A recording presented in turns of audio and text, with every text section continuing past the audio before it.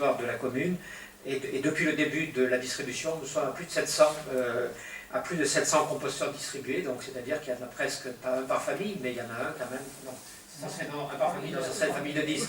Mais bon, si on enlève effectivement, si on enlève effectivement tous les gens qui sont en habitat collectif, les gens qui sont en habitat groupé, bon, on s'aperçoit qu'en habitat individuel, il y a quand même une grosse proportion quand même de personnes qui sont en composteur individuel. Et parallèlement à ça, il y a aussi une tendance qui est en train de se dessiner au niveau des lombricomposteurs, puisque la communauté a distribué 8 lombricomposteurs sur le territoire de la commune. Donc, le même graphique que tout à l'heure, donc ramené là aussi depuis 2009 pour voir l'évolution, donc au niveau de la collecte sélective en termes de ratio kilos par an par habitant, là aussi avec une abscisse qui est assez réduite puisqu'on part à 40 et on s'aperçoit que depuis 2012, eh bien, on voit effectivement une tendance à une augmentation du tri, ce qui va dans le bon sens. Alors, si on fait un focus, je vous en avais parlé l'année dernière à la même époque, je vous avais parlé effectivement au niveau du verre, du tri du verre, qu'on avait effectivement on va dire un déficit un petit peu en matière de tri au niveau du verre sur la commune. Donc, fort de ça, on s'est rapproché de la CPA qui nous a installé l'année dernière une dizaine de colonnes supplémentaires pour la collecte du verre. Et on s'aperçoit que la collecte du verre, effectivement, en 2014 a un petit peu progressé puisqu'elle est passée de 14,6 à 15 kg par an. Bon, c'est peanuts, on va dire comme ça, mais bon, ça veut dire qu'il y a quand même une tendance. On a multiplié les points et on est, sachant que la moyenne nationale, dans le même temps, c'est quand même 30 kg par an et par habitant au niveau de la collecte du verre. Et la collecte de la CPA, parce qu'en gros peut-être moins, et la moyenne donc, sur la communauté est de 14,5, donc on est un petit peu au-dessus de la moyenne de la communauté. Un petit mot aussi, c'est pas sur le transparent au niveau de la collecte des points d'apport de textile. Vous savez qu'il y a des points d'apport de textile, il y en a 5 sur la communauté, sur la commune. Et ces points d'apport textile qui sont nouvellement gérés par une autre entreprise que les années précédentes, eh bien, ont récolté 14 tonnes de textiles qui sont ensuite recyclés et qui sont ensuite vendus ou évacués vers d'autres destinations. Donc 14 tonnes de textiles, bon, c'est pas mal. Un petit mot sur les points d'apport volontaires, sur les PAV. En 2013, là aussi, on avait parlé d'un léger déficit de la commune en termes du nombre de PAV par habitant. Non, oui, c'est ça, du nombre de PAV pour... donc, en 2013, nous avions un PAV pour 568 habitants, ce qui représentait effectivement une valeur un peu déficitaire par rapport à la moyenne de la communauté. Donc, on a demandé à ce que la communauté fasse un effort pour nous implanter un peu plus de PAV. Donc je vous rappelle qu'au niveau des PAV, vous pouvez trier le verre, les emballages, les journaux, et notamment des PAV enterrés, ce qui est une belle chose. Et vous avez vu effectivement fleurir, entre guillemets, un certain nombre de nouveaux PAV sur la commune, puisque nous sommes à maintenant un PAV pour 359 habitants, la moyenne de la communauté étant d'un PAV pour 437. Donc on peut dire qu'effectivement, on a tous les moyens de trier et d'apporter de façon volontaire. Alors, je terminerai par effectivement le coût global 2014 tant en recettes qu'en dépenses. Donc à gauche, vous avez effectivement le coût de la collecte traditionnelle, le coût du traitement, le coût du transfert et de la collecte sélective, rapporté donc en euros par habitant. Ce coût s'élève à 136,9 euros par habitant. Bien sûr, en compensation de ça, il faut effectivement que le budget soit équilibré. Donc le budget effectivement de la collecte et du tri des déchets, et c'est un budget annexe au niveau du budget de la communauté du Pays d'Aix, qui va être transféré, bien sûr, et ce budget doit être équilibré. C'est une des raisons pour lesquelles, et donc le budget principal est alimenté par la TOM, donc la taxe d'enlèvement des ordures ménagères, dont le taux de la communauté était de 9,6 en 2014. Il a été augmenté d'un point lors d'un dernier conseil communautaire pour 2015, donc il est passé à 10,5 à 10,6. Tout ça, je pense, par souci d'anticipation de la future métropole, puisque quand nous allons être intégrés, c'est demain, il va certainement falloir s'aligner. Alors, on n'espère pas trop sur la TOM de Marseille, puisque la taxe d'enlèvement des ordures ménagères à Marseille est de 18,5%. Donc passer de 10,6 aujourd'hui à 18,5, ça risque de faire mal, sachant qu'aujourd'hui la CUM est divisée, je crois, en 3 zones au niveau de la TOM, mais quoi qu'il en soit, il va falloir nécessairement amortir et encaisser une hausse substantielle au niveau de la TOM, qui n'a pas augmenté au niveau de la communauté pendant de très nombreuses années, puisqu'elle est restée à 9,6%. Et simplement, donc, un dernier transparent pour vous montrer comment se situent les résultats de la CPA en termes des enjeux réglementaires locaux et nationaux. Donc vous avez ici les résultats de la communauté donc pour 2014 en termes là aussi de ratio par kilo par habitant et par an, comparé donc aux objectifs du Grenelle 2015-2016. On s'aperçoit qu'on n'est quand même pas, on n'est pas très loin, puisqu'on est en termes de valorisation, au niveau du taux de valorisation globale, on est quand même assez près.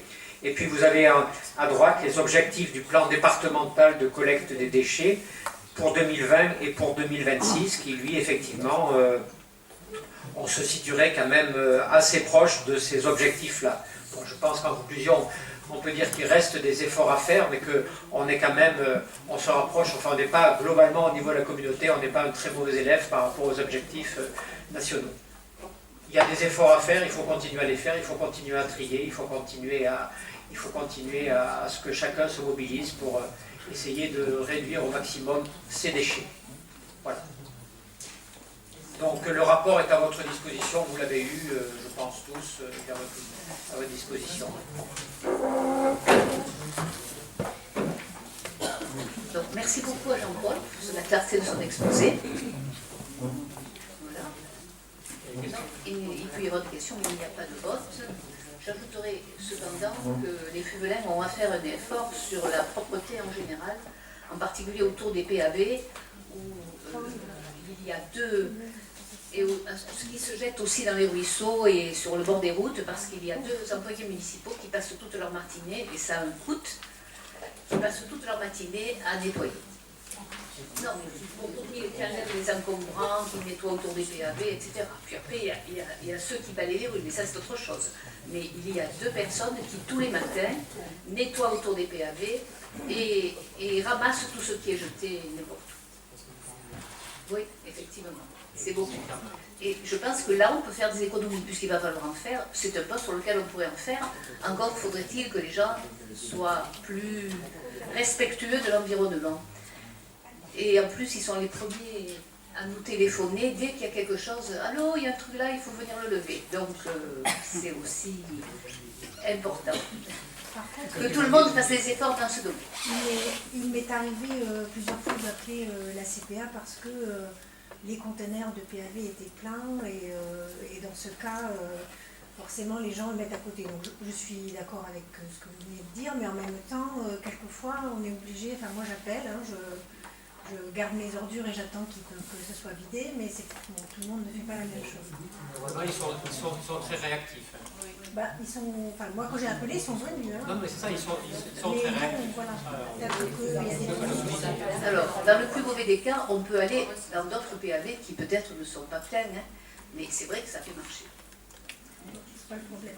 Mais ça fait du bien parfois. Ce qui serait intéressant aussi, c'est de pouvoir trier plus, c'est-à-dire d'avoir... parce qu'aujourd'hui, on trie un certain nombre d'éléments. Le verre, le carton, le papier, et puis certains emballages. Et il y a encore certains emballages que certaines communes, comme vous ou d'autres, n'acceptent pas en termes de tri. Et je ne sais pas s'il y a une possibilité... certains plastiques, par exemple. Vous pensez à quel type d'emballage?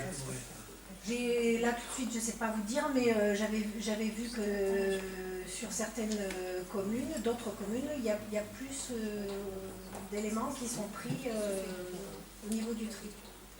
Les communes qui appartiennent à la CPA? Non. Non. Voilà, parce que ce sont des... Si vous voulez, c'est une compétence transférée. Et c'est d'ailleurs la première qui va être transférée à la métropole.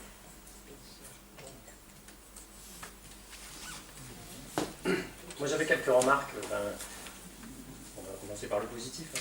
C'est un exposé très intéressant, je pense que ça serait intéressant de le diffuser plus largement. Si on peut récupérer une copie des transparents là, Je pense que c'est toujours intéressant, il y a pas mal de données qui nous éclairent un peu sur la manière dont on est capable collectivement de collecter les déchets. Je pense qu'il y a un rôle de la collectivité, puis il y a un rôle citoyen antérieurement de la part des Fuvelins. Et on en parlait là, je pense qu'il y a une part de responsabilité collective de la part des citoyens directement. Et je pense qu'il faut aussi travailler là-dessus. La deuxième chose, c'est qu'on voit effectivement une amélioration, entre guillemets, du taux de collecte. Je pense sincèrement qu'on ne peut pas s'en satisfaire aujourd'hui. Je vais vous dire pourquoi. Si on ramène ça au taux de déchets triés par rapport au taux de déchets produits, on était en 2012 à 10,72 à FUVO. En 2013, on était à 10,97 et en 2014, on est à 11,39. Donc vous voyez, la pente, elle est plutôt dans le bon sens, mais si on va à ce rythme-là, dans 50 ans, on n'aura pas atteint ce qu'est capable de faire aujourd'hui des communes en France. Ce que sont capables de faire des communes en France. On est régionalement les mauvais élèves de la classe par rapport au reste d'autres endroits en France. Et FUVO est, là, si on fait ce regard-là, est avant-dernier dans l'ensemble des communes de la CPA. Non, je ne suis pas d'accord avec cette analyse-là. Alors on en discutera, je vous la produirai et puis on en discutera. Ce qui est intéressant, c'est regarder des communes qui nous ressemblent, des communes à peu près de 10 000 habitants, des choses comme ça. On avait parlé l'année dernière de Vauvenargues en disant comment ils arrivent à un taux de 25% alors que nous on en est qu'à 11. Il faut comparer on avait des choses échangé. comparables. Voilà, donc je suis d'accord. Comparer une collecte comparable. Si tu permets, je coupe la parole, mais il faut comparer une collecte comparable. Je vous ai dit tout à l'heure qu'on avait une collecte qui était séparatiste, qui était compliquée, donc il faut vraiment comparer des communes qui ont des collectes équivalentes. Après, effectivement, on pourra dire, effectivement, on est mauvais ou on est bon. Mais il faut comparer des choses comparables à Vauvenargues, ils n'ont pas du tout la même non, mais collecte. je sais, on en a eu de ces débats-là, donc je vous propose de trouver des communes. C'est ce qu'on avait fait l'année dernière, si vous vous rappelez du débat qu'on avait eu l'année dernière. C'est pareil, on va pas recommencer. Non, justement, prenons des communes comparables et expliquons pourquoi FUVO n'arrive pas à avancer plus vite que ça. Alors vous parlez des points d'apport volontaire, ils ont été rajoutés. Très bien, ça c'est pareil, c'est une bonne mesure parce que ça permet de mettre à disposition, entre guillemets, un certain nombre de capacités pour que les gens puissent recycler. Si on en est sur un geste citoyen, c'est-à-dire que les Fuvelins, eux, ne font pas cet effort par rapport à d'autres, je pense qu'il faut qu'on travaille sur cette action de sensibilisation. C'est-à-dire que, et on a un agenda 21, on a la chance d'avoir un agenda sur FUVO qui est lancé en 2012. Il serait temps que cet agenda-là produise des effets en termes de recyclage des déchets. Donc on peut aussi se fixer des objectifs ambitieux. Il y a des communes de 10 000 habitants qui ont un taux de recyclage de l'ordre de 15%. Plutôt que de voir le taux et tous les ans de se dire ça augmente petit à petit mais c'est pas suffisant, on peut se fixer des objectifs un peu ambitieux avec des communes comparables. J'ai aucun état d'âme, on pourra faire le travail ensemble. Et une fois qu'on a trouvé une commune comparable qui est capable de faire mieux que FUVO, travailler sur des actions à travers l'agenda 21 de sensibilisation. Je ne dis pas forcément que c'est de la responsabilité de la collectivité, je dis bien que c'est de la responsabilité collective, y compris des citoyens, mais il faut les aider, il faut les actes d'incivilité, il faut aller les dénoncer, y compris en envoyant la police municipale pour attraper les gens qui font n'importe quoi en termes de gestion des déchets. Je sais que ça se passe dans d'autres communes, il ne faut pas hésiter à le faire quand on voit que les gens font n'importe quoi. Voilà. Donc, ce qu'on faisait en 2001, en 2002, donc, les élus s'en souviennent peut-être, de 2001-2002. On allait passer nos soirées à proximité des containers, la nuit, bon c'est totalement convivial entre nous aussi, mais pour essayer de voir effectivement la personne ou les personnes qui apportaient des choses illégales. Ouais, je pense qu'il faut passer au moins des messages pour bien expliquer aux gens, c'est ce que vous disiez tout à l'heure, en disant les actes d'incivilité ça suffit quoi. Et ils sont réprimandables par la loi et on va appliquer la loi. Je pense que c'est important sur ce genre de choses de bien rappeler la loi et des choses comme ça. Et sur les objectifs, je pense que c'est intéressant, l'exposé est très intéressant, il y a des efforts qui sont faits. Aujourd'hui, ça ne produit pas suffisamment ces effets sur FUVO et je pense qu'il faudrait se fixer des objectifs plus ambitieux. Y a-t-il d'autres remarques? Bien. C'est bon. Ariel. Convention de coopération entre le Pôle emploi PACA et la commune de FUVO.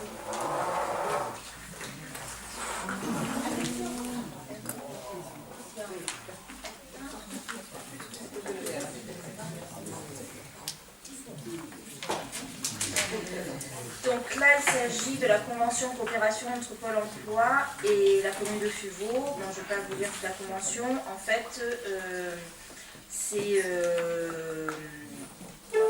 réglementer ce que l'on fait donc, depuis un petit moment avec Pôle emploi, mettre sur papier donc, nos engagements réciproques.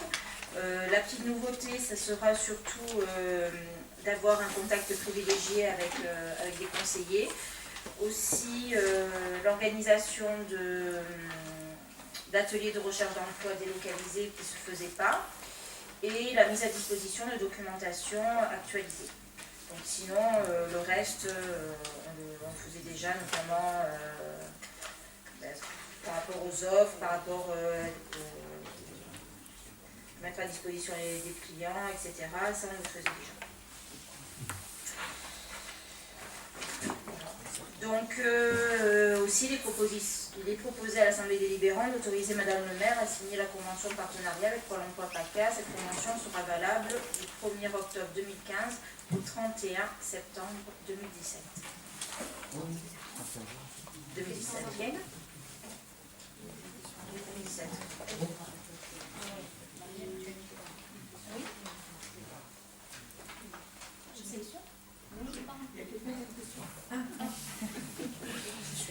Oui, je voudrais savoir si il y a un diagnostic sur la situation de l'emploi à Fuvaux qui a été fait par rapport au nombre de demandeurs d'emploi, quelle est la typologie, etc. On a les chiffres, c'est-à-dire que Madame le maire et moi-même, avec ma délégation, on a accès à la liste des demandeurs d'emploi, le nombre des demandeurs d'emploi, mais on n'a pas le droit de la communiquer. Ça reste confidentiel. Je peux vous lire la disposition si vous voulez. Même le nombre de demandeurs d'emploi, ce n'est pas le droit. Les maires, donc c'est rappel des dispositions législatives et réglementaires. Les maires ont à leur demande de communication de la liste de demandeurs d'emploi domiciliés dans leur commune pour les besoins du placement et pour la détermination des avantages sociaux. Donc ça c'est concernant la liste nominative. Après, en cas de changement de maire, un nouvel abonnement doit être établi. Ces informations ne peuvent être partagées qu'avec ses adjoints ayant reçu délégation en matière soit de placement, soit d'attribution d'avantages sociaux, ainsi qu'avec les services municipaux compétents dans l'un de ces domaines. Article R 5322-5 du Code du travail. Sur la responsabilité du maire, la liste doit être détruite. Il s'agit de donner une nominative. Oui, on ne demande pas des informations nominatives, mais on a des statistiques nationales, régionales, départementales. Pourquoi on n'aurait pas des statistiques communales? Pour le moment, Pôle emploi ne nous a pas communiqué. Pour le moment, on a juste accès à cette liste-là. Et on n'a pas le droit, c'est ce que j'ai reçu, je n'ai pas le droit de la communiquer. Non, la liste de nombre, pas la liste évidemment, mais la confidentielle, mais le nombre de demandeurs d'emploi, oui. 638. Voilà, c'est juste ça. Après, évidemment, voilà, on n'a pas le droit de les statistiques, pourquoi et comment. Moi, Quand on parle de diagnostic, ça va au-delà des chiffres, ça détaille depuis combien de temps ils sont chômeurs, des choses comme ça, quelles sont les différentes catégories de chômeurs, et des choses comme ça. Pour essayer de comprendre justement. Juste pour info, on n'est pas Pôle emploi. On est juste un relais sur la commune par rapport à Pôle emploi. On est la maison de l'emploi. On n'est pas Pôle emploi. Maintenant, si on veut des statistiques, il faut voir Pôle emploi. Mais nous, dans notre délégation et dans nos attributions, je peux vous donner que ce chiffre-là pour le moment. Les diagnostics, en général, ils sont faits par les communes. Après, Pôle emploi participe. Non, par rapport au nombre des personnes qui sont indemnisées, etc., c'est Pôle emploi, c'est pas mairie de Fuvaux. Hein. Pôle emploi va vous donner des éléments, mais les diagnostics, en général, ils sont faits dans les communes. Pas ces diagnostics-là. On pourra approfondir la question.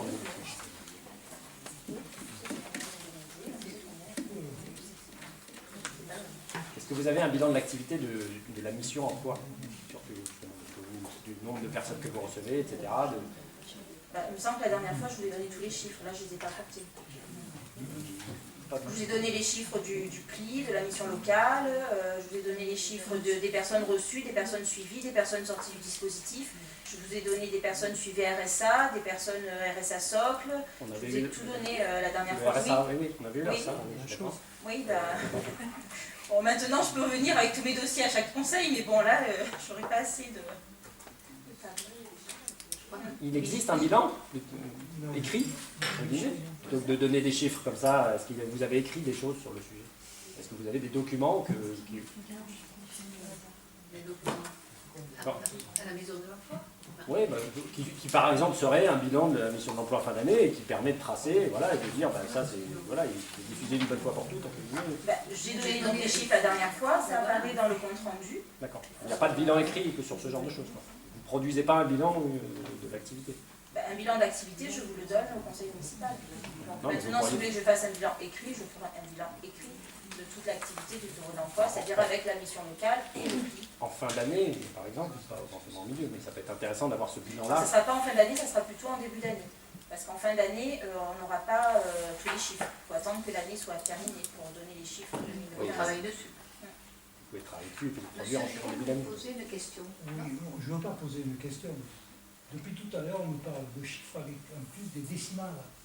Je veux dire, à un moment donné, il est clair que si vous prenez 200 tonnes que vous divisez par 3000, par 3000, je ne sais pas combien d'habitants, 300 000 habitants, vous pouvez aller jusqu'à 4 décimales. C'est le bilan, même autant qu'on veut. Mais quelle est la signification de ces chiffres?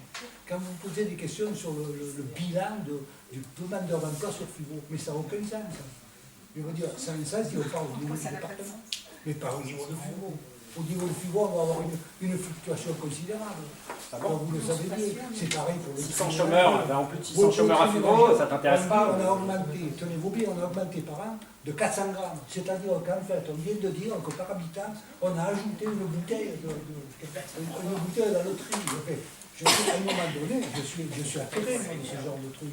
Quelle est la barre d'erreur sur des chiffres pareils? La fluctuation, vous le savez comme moi, la fluctuation elle est considérable au fur et à mesure que vous baissez le nombre. Et c'est bien connu. Hein. C'est bien connu par les statistiques. On ne parle pas de grammes Non, mais je veux dire par là qu'on ne peut pas considérer simplement les problèmes qui se ramènent à l'individu. Parce qu'on est dans un système dans lequel la fluctuation est plus grande que le nombre qu'on mesure. Ça veut dire qu'elle est hors de 100%. Enfin, en l'occurrence, là, quand on parle de 638 chômeurs à FIVO, on parle de 600 personnes FUVLIN que vous croisez tous les jours à FIVO, qui cherchent du travail, qui peuvent avoir des difficultés financières, etc. 638 qui sont inscrits, voilà. Après, il y en a certains qui sont indemnisés, d'autres qui ne sont pas indemnisés. Mais ce que je veux dire, c'est que c'est une vraie problématique et il est intéressant de savoir un peu ce que ça donne en termes de chiffres. Parce que ça donne aussi des indications sur ce qui est possible de faire, la mission de l'emploi, ce qu'elle pourrait faire, peut-être développer pour aider ces gens-là, etc. Développer, on signe une convention avec Pôle emploi, donc je pense que c'est déjà pas mal, en plus de ce que l'on a fait jusqu'à maintenant.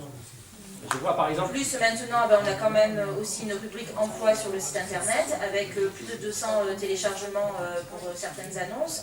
On est en contact avec des employeurs, on propose des locaux pour faire des recrutements.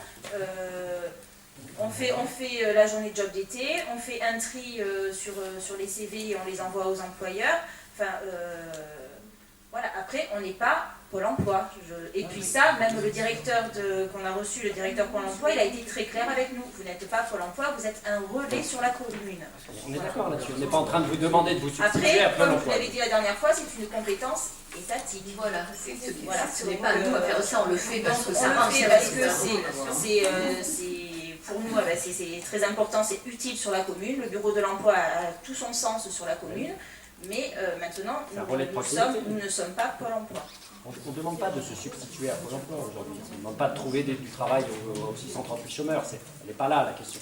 Allez où alors si on n'est pas là pour trouver du travail aux 638 chômeurs et trouver des solutions, notamment pour les aider à trouver des solutions. Oui, trouver des solutions, notamment de formation, d'accompagnement social, etc. C'est ce que l'on fait. Par exemple, l'accès à l'informatique.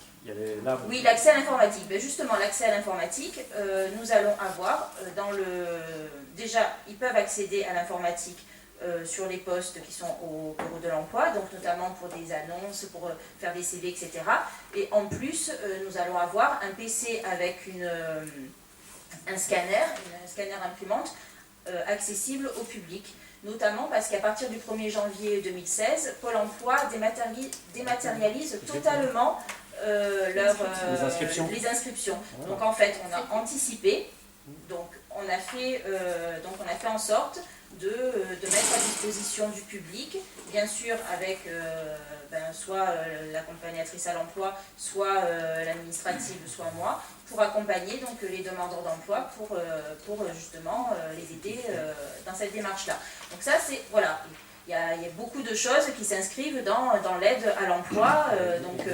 C'est ce genre de choses dont on parle. Nous, on dit, voilà, on encourage ce genre d'initiative. Ce genre d'initiative, plus l'espace emploi qui marche très bien sur le site, qui a un bon relais.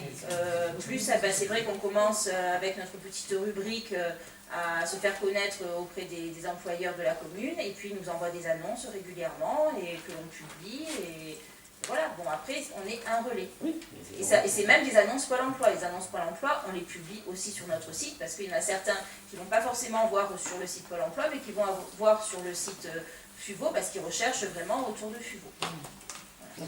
On est bien là pour se substituer à Pôle emploi, mais pour jouer le rôle de relais. De relais, exactement. Donc on est pleinement dans notre rôle de relais. Bien, allez, on va pouvoir voter, si tout a été dit. Voilà. Excusez-moi, je ne participerai pas au vote. Merci. Alors, qui est contre? Qui s'abstient? Donc, merci beaucoup. Donc, loi NOTRe, nouvelle organisation territoriale de la République, composition du conseil de métropole, élection du représentant de la commune de FUVO. La loi NOTRe a été promulguée le mois d'août dernier. L'article 50 de cette loi dit que les conseillers métropolitains, au nombre de 240, doivent être élus dans les 2 mois qui suivent la promulgation de la loi, soit au plus tard le 8 octobre 2015. Il est donc nécessaire pour les communes qui sont aujourd'hui représentées par plus d'un conseiller communautaire, ce qui n'est pas notre cas, de procéder à une élection de leur conseiller métropolitain. La commune de FUVO dispose actuellement de 2 conseillers communautaires, Madame le maire et M. Dainé-Gouiran, qui vont rester conseillers territoriaux jusqu'en 2020. Mais au niveau du conseil de métropole, la commune aura un nombre de sièges inférieur au nombre de conseillers communautaires élus en 2014. Donc FUVO ne disposera plus que d'un siège au lieu de 2. Donc afin de pourvoir au poste de conseiller métropolitain, il convient donc, comme le prévoit l'article L5211-6-2 du Code général des collectivités territoriales, d'élire parmi les conseillers communautaires sortants un conseiller métropolitain. Je vous propose, si vous êtes d'accord, de procéder au vote à main levée et à la majorité absolue. Donc, effectivement, je suis la seule candidate pour l'instant. Oui, tout simplement, il y avait deux représentants de FUVO au conseil de la communauté d'agglomération. C'est évident que je trouve tout à fait normal que ce soit Mme Lander qui représente la commune de FUVO. Par contre, je déplore quand même dans la façon de la représentation, comme a été fait les tableaux qui sont annexés à cette délibération, comment ont été établis les représentants des communes. On voit très bien quand même que l'État a accentué la représentativité à la grande ville par rapport aux communes du territoire. Et ça, je le déplore un peu parce que les 39 conseillers métropolitains de plus sur la ville de Marseille auraient pu être répartis, c'est pas que j'en sois jaloux, hein, mais auraient pu être répartis quand même dans les communes du territoire, et je pense qu'il y aurait pu avoir un débat qui s'instaure au sein de cette métropole, qui là sera uniquement marseillais.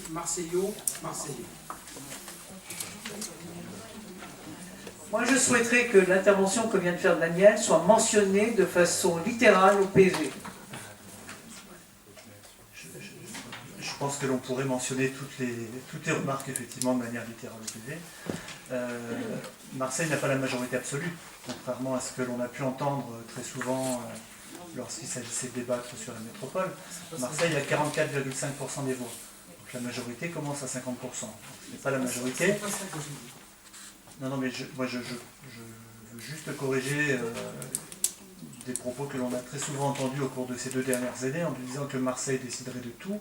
À ma connaissance, avec 44,5% des voix au sein de cette instance, Marseille ne pourra pas décider tout seul. Donc Marseille aura besoin d'alliés, effectivement, et vous avez dû lire, ce texte prévoit également sur un certain nombre de dispositions, notamment le vote d'impact budgétaire et financier qui lui sera voté aux 2/3, à la majorité des 2/3. Donc les 2/3 c'est 66%.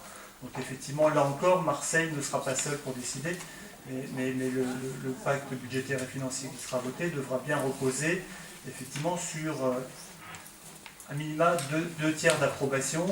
Donc on est un petit peu loin du fantasme de la métropole marseillaise, puisque d'abord, ça s'appelle ex-Marseille Métropole, et j'ose espérer qu'elle concernera la totalité du territoire. Vous avez raison, ce sera vrai aussi pour les plus. Il faudra avoir 2/3 de voix pour pouvoir nous verrons, effectivement. Je pensais simplement que la représentativité de l'ensemble du territoire était quand même plus importante que la représentativité seule de la ville de Marseille. Alors, juste pour compléter, effectivement, c'est aussi pour cela qu'une conférence des maires a été créée, qui réunira effectivement la totalité des maires, et chaque commune aura un représentant au sein de cette instance qui sera la conférence des maires, alors qui aura un rôle d'appui, enfin, qui donnera un avis, mais c'est tout de même une instance importante au sein de ce projet. J'ai une dernière remarque. On n'a jamais réellement débattu de ce projet de métropole, qui n'est plus un projet puisque désormais c'est une loi. Vous avez exprimé ouvertement votre opposition à ce projet de loi en affichant une banderole sur le fronton d'une mairie. C'est votre droit, entre guillemets. La loi est passée, donc elle s'impose à tous. Vous maintenez aujourd'hui cette banderole sur le fronton d'une mairie qui est en charge d'autorité régalienne de faire respecter la loi. Je pense qu'il serait quand même de bonne loi d'envisager de retirer cette banderole de ce fait-là, parce que on conçoit difficilement que sur les organismes publics, on voit apparaître des banderoles qui s'opposent à la loi, sachant que c'est des organismes qui sont censés faire respecter la loi. Donc, je ne sais pas ce que vous en pensez. Moi, je respecte votre choix de vous opposer au projet de métropole. J'ai aucun état d'âme. On n'était pas forcément d'accord. Il y avait un vrai débat à avoir sur l'avenir de cette métropole. Il y aura encore un vrai débat et un vrai travail à faire pour que cette métropole devienne vraiment utile pour les citoyens. Et il faudra que FUVO se batte dans cette métropole, c'est clair. Maintenant, en termes de loi, aujourd'hui c'est une loi. Si vous maintenez une banderole qui s'oppose à la loi devant fronton, je ne sais pas si vous voyez le sentiment des Fuvelins par rapport à ça. C'est-à-dire que ça... il y a une loi qui s'impose et la mairie de FUVO affiche une banderole en disant on est contre cette loi. Voilà. Nous sommes tout à fait d'accord. Moi, je pensais la lever. J'attendais que les services techniques aient quelques libertés parce que voilà. Donc effectivement, tout le mois de septembre, ils ont eu de quoi travailler et c'est vrai que j'y pensais, que je leur en ai parlé, mais je leur ai dit c'est pas l'urgence absolue. C'est l'image de la municipalité que ça renvoie. Moi, j'ai aucun état d'âme sur votre avis par rapport à ce projet de loi, vous l'avez exprimé, j'ai pas de souci avec ça. Aujourd'hui, c'est une loi. Je ne sais pas si vous imaginez d'autres lois qui passent avec des banderoles qui fleurissent sur le fronton de la mairie, voire même en disant je suis contre cette loi. À partir du moment où la loi est passée, entre guillemets, elle s'impose. Ça fait partie de la démocratie. Si ce n'est qu'une question de droit, rassurez-vous, si la loi a été votée, elle ne sera applicable qu'au 1er janvier, donc nous pourrons la laisser à notre bon plaisir jusqu'au 31 décembre. C'est vrai que la loi, il y a eu beaucoup de discussions et beaucoup de concertations pour la loi. Parlons-en.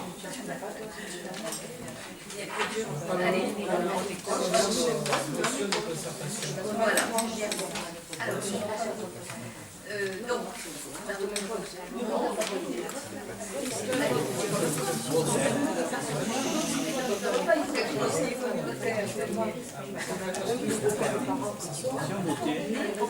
bien.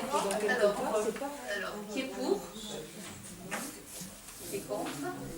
Qui s'abstient? Je suis désolée, mais la conférence des maires, ce sera...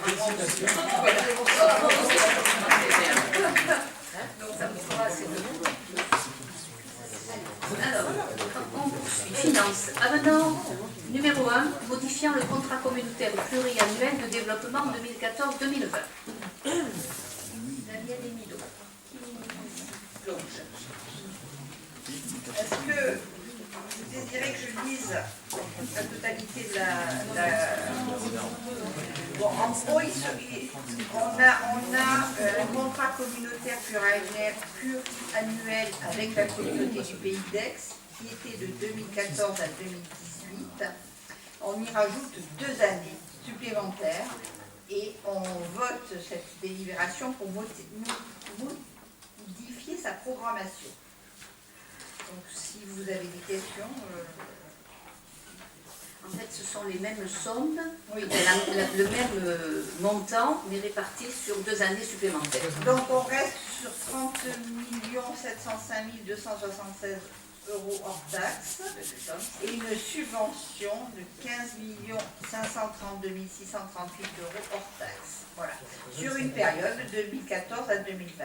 Et aussi, il est proposé à l'Assemblée délibérante d'adopter l'avenant numéro 1 2015, annexé à la présente délibération, à passer avec la communauté du Pays d'Aix portant la durée initiale du contrat communautaire pluriannuel à 7 ans, soit une période de 2014 à 2020, et modifiant sa nouvelle programmation, de solliciter les fonds de concours d'investissement auprès de la communauté du Pays d'Aix au maximum de 50% de la part restant à la charge de la commune dans le cadre du contrat communautaire pluriannuel et de son avenant. C'est-à-dire que si la commune a une autre aide par un autre organisme, on prend le restant des travaux et on fait subventionner à 50%. D'autoriser Madame le maire ou Madame l'adjointe déléguée aux finances à signer tout document afférent à cet avenant relatif à la participation financière de la communauté du Pays d'Aix. D'autoriser Madame le trésorier principal du TRES à faire recette des sommes correspondantes. Y a-t-il des questions? D'abord une question de forme, parce que vous parlez d'annexe que nous n'avons pas eu. Donc l'avenant, la pièce avenante, nous ne l'avons pas eu. Les tableaux récapitulatifs, nous sommes venus les chercher vendredi. Je vous rappelle qu'il faut 5 jours légalement pour donner l'ensemble des éléments. Ça, c'est des éléments qu'on a récupérés vendredi. Donc, je ne remets pas en cause le travail des services, hein, c'est pas ça la question. Et dans ce tableau, donc, on a une répartition par famille, donc avec pas d'étalement année par année. Donc on ne sait pas ce qui est décalé sur les 2 années 2019 et 2020. Et puis des évolutions, donc plus 1,1 million sur la partie voirie, mais on ne sait pas quoi. Moins 1,9 million sur la partie équipement sportif, mais on ne sait pas quoi. Moins 2,7 millions sur le pôle culturel, mais on ne sait pas quoi. Voilà. Plus 600 000 € sur les parkings, plus 900 000 € sur les pistes cyclables et des cheminements, plus 1,2 million sur l'eau, plus 300 000 sur l'éclairage et moins 350 000 sur les travaux d'accessibilité. C'est la seule information qu'on a eue. On n'a pas eu la pièce, l'avenant, on ne l'a pas eu. Je suis désolé, nous on est prêts à travailler et à prendre des positions par rapport à des éléments, mais il nous en faut un petit peu plus. Quoi. Ce tableau a été fait à la demande de la communauté du Pays d'Aix. Il n'y a plus le tableau tel qu'il était initialement avec le détail des travaux. Le pourquoi, c'est en effectuant ce genre de travail, on n'aura plus à délibérer chaque fois qu'il y aura une modification de travaux. Imaginons aujourd'hui la commune a envisagé de construire un terrain de foot, je dis n'importe quoi. Et puis, vu la baisse des dotations, vu le contexte actuel, elle décide de faire une piste cyclable. Donc, on n'aura pas besoin de retourner à la délibération pour changer ce... Vous voyez, alors, il y a 2 choses dans ce que vous dites, c'est que si vous nous communiquiez l'ensemble des éléments et que vous nous dites on a facilité la chose, comme ça on n'est pas obligé de passer chaque fois en délibération. C'est pas nous qui avons facilité, c'est la communauté du Pays d'Aix qui nous a demandé de travailler. Oui, le souci que je vois là, c'est-à-dire que vous remplacez un stade de foot par des pistes cyclables et le conseil municipal n'est même pas au courant. Non. Donc, je sais pas. Il sera au courant inévitablement. C'est-à-dire ce qu'on fait. Aujourd'hui, connaissez très bien le contexte actuel et la communauté du Pays d'Aix venant à disparaître au 1er janvier, la baisse des dotations, donc si on doit passer à la délibération chaque fois qu'il y a une modification de ce sens, ça ne sera plus possible. Donc, en faisant comme ça ne veut pas dire que l'ensemble du conseil municipal et la population ne sera pas informée. Ben, je ne sais pas. Comment on pourrait être informé? Et justement, je vais vous prendre l'exemple là. Hein, les équipements sportifs. Donc il y en avait pour 2,5 millions un peu dans la version initiale. Et donc là, on découvre, il y en a pour 682 000. Et on nous demande de prendre position, mais concrètement, on ne sait pas qu'est-ce qu'on a fait de ces 1,9 million. Voilà. Enfin, mettez-vous juste à notre place. Mettez-vous juste à notre place. Vous voyez ce que vous nous demandez d'approuver, entre guillemets. Alors, ce qui est important, et les services de la communauté nous l'ont bien expliqué, ça. Vous faites ce que vous voulez dans le tableau. Nous, ce qu'on vous a alloué, c'est les 15 millions à la poussière, d'accord? Par contre, on vous incite à répartir cette somme par les grands titres. Ça, c'est une obligation. Par contre, à l'intérieur de ces titres-là, c'est vrai que nous, on a mis des opérations. Mais ces opérations qu'on a mis aujourd'hui, le 21 septembre de 2015, jour de l'automne d'ailleurs, je ne sais pas si dans 2 ans, on aura encore des opérations de même type dans ce pavé-là. Peut-être qu'on fera autre chose dans un autre pavé. Mais je reviens sur l'histoire du football. Elle a pris un exemple et vous avez bondi dessus. Mais si on avait prévu de faire un stade, d'accord, et que par je ne sais pas quelle raison, on n'a pas le foncier, on n'a pas ci, on n'a pas ça, on l'avait prévu en 2017, on le fera peut-être qu'en 2019 ou 2020. Oui, le problème, c'est qu'à un moment donné, ce stade, on le fera. Il est là le problème. On ne voudrait pas, à un moment donné, afficher des choses presque certaines, alors que dans chaque pavé, on va faire ce qu'on a dit. Mais peut-être pas comme c'était il y a deux choses. Dans le tableau de l'année dernière. Dans la discussion qu'on a là, il y a 2 choses. D'une part, ce que vous dites en disant la CPA souhaite faire un tableau plus par grand domaine, ce qui évite, ce que je dirais, j'ai cité M. Gaudin, il disait que vous avez tendance à ficeler les budgets, etc. Il a cité ça pas plus tard que ce week-end en disant que les communautés de pays ont tendance à verrouiller leur budget. Ouais, et je cite M. Gaudin. Donc ça, c'est la première chose. À la limite, non, mais à la limite, c'est une première question. Vous nous demandez, moi, je vous parle en tant que conseiller, et on est conseiller municipal de Fuveau. On aimerait bien savoir qu'est-ce que vous avez prévu de faire et quelles sont les évolutions entre le contrat initial et le contrat là. Et c'est autre chose que de dire le tableau il est globalisé pour éviter que... C'est une deuxième chose. Donc vous nous donnez les éléments détaillés pour dire comment on est passé de 2,5 millions à 600 000 sur la partie équipement sportif. On aura un échange ensemble, il n'y a pas d'état d'âme. Voilà. Et puis après, on pourra se mettre d'accord sur ou pas sur ce tableau-là, et puis garder l'idée de... On a des postes regroupés pour éviter qu'il y ait des délibérations à chaque fois. Mais je ne sais pas si je suis clair, mais il y a 2 éléments. Là, vous nous dites, on fait des choses par regroupé pour que ce soit évité de... Ok, d'accord, mais sauf qu'on a perdu l'ensemble de l'information. On ne sait plus ce qu'on va faire à Fuveau. Et on est conseiller municipal, on aimerait bien savoir ce qu'on va faire à Fuveau avec ces 30 millions d'euros et quand. Bien évidemment, voilà. Vous le saurez à mesure qu'on avance nous, vous avancerez vous. Non, mais le saurez dans le projet, c'est-à-dire on voudrait le détail de quels sont les montants qui sont prévus derrière. C'est bien ce que je vous dis, monsieur Dubus, c'est que le détail en 2019 d'une opération qu'on imagine aujourd'hui et que peut-être ne se fera pas, vous allez vous faire les gorges chaudes avec ça, et vous allez dire, ils ont encore fait ça sur le alors là, pour le coup, je vais vous dire quelque chose qui ne nous va pas du tout, c'est que vous êtes en train de nous dire, que vous ne le donniez pas à la métropole pour qu'ils évitent de passer, ça c'est une chose, que vous ne le donniez pas en conseil municipal aux gens en disant, on va dépenser 30 millions, mais on ne vous dit pas quoi. Vous voyez ce que vous êtes en train de faire? C'est ça qui ne va pas. C'est 2 choses, ça. C'est 2 choses très différentes. Ils le sauront à mesure que les dossiers se préciseront et tout le monde sera au courant au même niveau. Non, mais là c'est pas possible. Non, Vous ne mais- pouvez pas dépenser 30 millions en disant on sait pas trop, mais on a des gros postes fumeux Il y et il y a avait 3 déjà millions derrière. un contrat communautaire, le contenu n'en change pas puisque la somme qui est les 30 millions, c'est ce que nous avions demandé. Ce sont les mêmes opérations, mais elles peuvent être réparties différemment. Et il faut aussi se dire que chaque fois qu'on a une opération de la sorte, il y a de l'autofinancement. On ne sait pas, avec la baisse des dotations de l'État, etc., on ne sait pas ce qui nous restera en autofinancement. Donc nous essayons de progresser en fonction des réalités financières de la commune. Et vous aviez Mais autrement, ce qui est dans le nouveau contrat, c'est ce qu'il y avait dans l'ancien. Mais peut-être on y pense une année plus tard ou une année plus tôt, mais c'est exactement la même chose. Et ben, c'est ce qu'on vous demande, ces informations-là. Comment on est passé sur les équipements sportifs de 2,5 millions à 600 000 et qu'est-ce que vous avez étalé? Le gymnase, il était prévu. On ne viendra pas vous titiller pour une année, c'est pas ça la question, c'est pour savoir qu'est-ce qui est prévu et quand.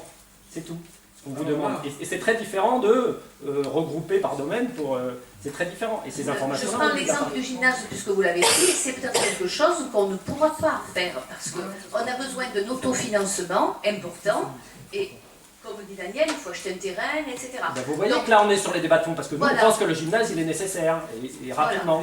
Mais- Vous ne nous avez pas laissé aller jusqu'au bout. Non mais Voilà. c'est ce genre de discussion Par qu'on contre, doit avoir. le gymnase, ben, la responsable du sport nous dit bon, peut-être qu'il n'est pas nécessaire véritablement de construire un deuxième gymnase. Par contre, on a besoin de salles de sport. D'accord? Donc on va se focaliser là-dessus. Et c'est clair qu'une salle de sport, ça coûte au moins cher qu'un gymnase. Donc c'est comme ça qu'on passe de 2,5 millions. J'invite régulièrement Christophe à nos commissions sportives, à laquelle la minorité est tout à fait invitée sans aucun problème. Effectivement, oui, je ne reviendrai pas sur la manière dont les dates sont fixées pour ces réunions, mais Ah non, ça c'est un alors autre Christophe, sujet. je ne te laisserai pas dire ça. Si, moi je m'autorise à le dire, j'ai tous les mails en archive, donc il n'y a Mais aucun c'est souci pour ça, là-dessus. mais c'est pour ça qu'on voulait sortir les mails sans aucun problème. Attends, je finis ma phrase s'il te plaît, parce que je ne supporte pas que tu dises ce genre de choses. Étant donné que nous avons proposé des dates et des heures, et tu as bien vu que j'avais pris exprès chaque jour différent, à des heures différentes, que ce soit le matin, l'après-midi ou en soirée, et que j'ai demandé à chaque personne qui compose cette commission sportive de me dire quand est-ce qu'ils étaient disponibles. Vrai ou pas vrai? Oui, en mail caché, effectivement, j'ai pas vu toutes les réponses, mais après... En mail caché? Oui, non, mais Mais après, qu'est-ce que voilà, tu après on racontes? peut très bien faire un Mais débat, non, mais je c'est suis tout à improbable fait... quand même. Enfin, j'ai pas Non, vu mais les attends, mais Christophe, Si nous parlions d'autre chose, Ce que je veux dire, c'est qu'on n'a pas vu l'ensemble des réponses, effectivement. Moi, j'ai répondu, je ne sais pas ce que les autres membres du groupe de travail ont Non, mais répondu. je suis choquée, Dans tous les cas, j'étais volontaire pour participer à ce groupe de travail, et à aucun moment je n'ai pu y participer. Eh ben, Moi, j'ai c'est juste honteux, une question parce que sur le quand tableau. excuse-moi, je vais finir, parce que franchement, je suis super choquée, et c'est honteux de dire des choses pareilles, parce que quand tu parles de transparence, excuse-moi, mais c'est totalement transparent, et je ne te laisserai jamais dire ce genre de choses. Non, Ça, c'est la première chose. La transparence aurait été de communiquer la totalité des réponses, et puis... La totalité des réponses, mais elles sont à ta disposition, je garde tout. Je veux bien. Donc Mais voilà, je avant pense de même dire que des choses et d'insinuer ce si on genre de voulait vraiment choses. faire de la concertation, on trouverait des moyens de le faire. Mais dans on de meilleures trouverait, conditions. mais bien sûr, Christophe, d'ailleurs, quand tu es dans une minorité, qu'on t'invite à ce genre de réunion, il me semble aussi que tu pourrais trouver un vendredi matin sur tous les 3 mois pour t'y rendre. J'en suis désolée. Après, excuse-nous de ne pas nous mettre à ta hauteur en permanence. Je reviens sur le tableau. L'incident est clos. Oui, je reviens sur le tableau, si vous me permettez, parce qu'effectivement, on n'a pas le détail, mais pour autant, dans le bas de chaque colonne, c'est-à-dire dans le bas de chaque année, donc de 2014 à 2020, on a un total. Donc effectivement, ce total, pour le calculer, j'imagine que les cellules qui sont vides, parce que j'ai bien compris la mécanique, mais il a bien fallu à un moment donné aller chercher des données à l'intérieur de cette première colonne pour alimenter les sous-totaux des différentes années. Donc ça suppose qu'effectivement, il y a un minimum de programmation d'établi. C'est juste pour comprendre la mécanique. Mais cette programmation peut être souple, c'est-à-dire que si une année on ne peut pas le faire, on peut le reporter sur l'autre année, c'est simple. Par exemple, là, en 2016, vous avez 5,8 millions, mais c'est peut-être pas 5,8 millions qu'on fera. C'est pas parce que vous nous donnez le détail qu'on repassera en délibération à chaque fois quand il y a une évolution. De toute façon, il y a des CAO, chaque fois il y a une CAO. Aujourd'hui, je ne sais pas si vous vous rendez compte, vous nous demandez de prendre position sur un truc quand vous nous dites « mais je ne vous dis pas ce qu'il y a derrière ». C'est ça, hein, c'est ce que vous faites. C'est la même chose que le contrat précédent, mais étalé sur 7 ans. Vous avez eu le contrat précédent. Avec 1,9 million, vous voulez que je vous refasse le détail? Avec plus 1 million sur la voirie, mais on ne sait pas quoi. Avec moins 1,9 million sur les équipements sportifs, mais on ne sait pas quoi. Avec les équipements culturels, tiens, le pôle culturel, parlons-en, il est passé à 3,8 millions. Oui. Voilà. Mais on ne sait pas Parce pourquoi. que nous n'aurons pas les moyens de le faire plus grand. Et puis, on essaie actuellement d'éviter au maximum le fonctionnement, donc pour construire avec tous les fluides, etc. Donc notre démarche a été évitons un fonctionnement qui soit discuter. Vous énorme. pouvez nous présenter ces éléments. Parce qu'il faut arriver à faire des économies et c'est une des manières de limiter. On ne va pas débattre en conseil municipal, donc c'est pas l'objet. C'est une chambre d'enregistrement de la majorité municipale. Bah oui.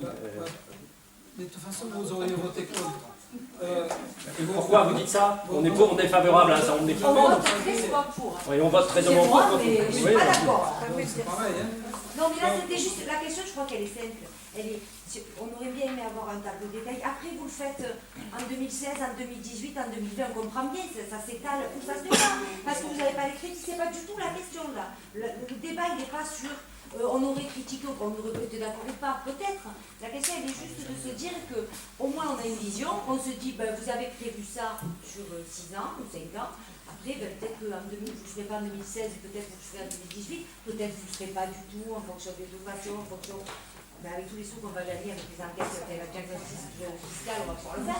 Mais c'était juste ça. Avec la baisse des dotations de l'État, c'est la balance. C'était juste ça, c'était l'idée. Si on avait une vision, on comprend très bien après qu'on puisse le faire ou pas. C'est dommage qu'on ait des sommes qui changent d'affectation et qu'on ne sache pas pourquoi. Voilà. Dans les propostes, par exemple, le pôle culturel, c'est vrai qu'il a été réduit fortement parce qu'on ne veut pas arriver à un bâtiment qui approche les 10 millions d'euros comme il était prévu au départ. Donc, c'était un choix à un moment donné. Nous, on a eu un autre choix. Par contre, ça a été remplacé, effectivement. Vous avez, j'ai dit effectivement aussi, vous avez un pavé eau et assainissement qui a été gonflé. 1,2 million de plus. Voilà. Oui, pourquoi? Parce qu'on s'est aperçu qu'on avait pas mal d'investissements à faire dans ce secteur-là et qu'on aurait toutes les peines du monde sur le budget communal à le financer. Ben c'est compliqué de le poser tel que vous le dites et de le décrire en disant voilà, sur ces années-là. C'est compliqué de faire ça? De décrire ce que vous êtes en train de faire? Qu'on soit obligé de s'énerver en conseil municipal pour récupérer cette information-là? Nous, moi je m'énerve, donc en l'occurrence. Moi je m'énerve parce que je considère qu'à un moment donné, vous faites de la rétention d'informations là-dessus. Mais non. C'est tout.